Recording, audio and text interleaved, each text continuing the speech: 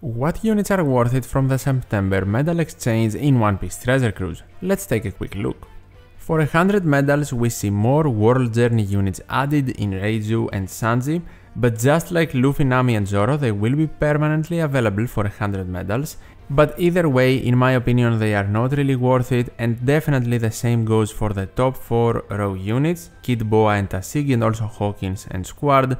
They are definitely not worth it, just here for collection purposes. For 150 medals, Zephyr is definitely not worth it, he needs a Super Evolution badly, not a good legend, and V1 Katakuri is very outdated. Even though he does have a Super Evolution, he is not one of the best units. If he gets a level limit break, that's really good, then I guess you can keep the thought of picking him up at the back of your mind. For 250 medals, we have V3 Aokiji and Stampede Luffy. V3 Aokiji is an okay unit, being able to provide an ore boost and also a color affinity boost, but he is a chain captain, he does not give you much utility outside of his boosting, and he is not that used lately.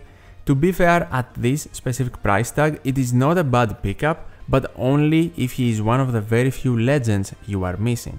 For Stampede Luffy, I am not a huge fan right now, especially for 250 medals. He is a very self-centric unit, in my opinion he needs a Super Evolution.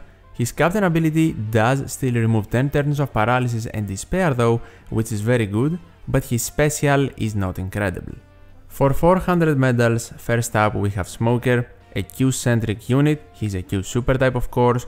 If you miss a lot of good ones for that specific color, I would say he is fine to pick up, but he only boosts your damage, very similarly to Aokiji. I do not think he is the best super type captain, and I don't really think he's worth 400 medals, even though he's definitely not a bad character.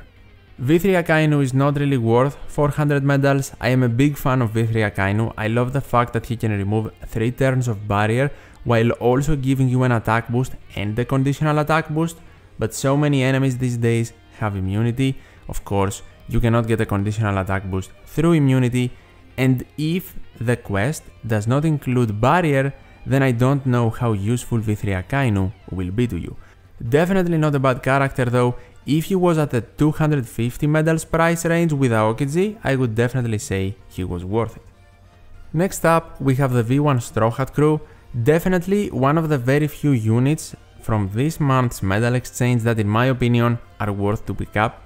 They have great value in their special, they are so versatile, they can do so many things, even though yes they are not a dual unit and they are not a unit you are going to be using all of the time, but if you need them, they might even be irreplaceable. They can make your slots matching, manipulate block slots, give you a universal attack boost at 2.25 times, a universal color affinity boost, they can delay enemies, they can remove one selected debuff, whatever that might be, for 5 turns, they can reduce your damage taken, give you healing, and even reduce enemies' increased defense and damage reduction shields. For just one unit, that is a lot.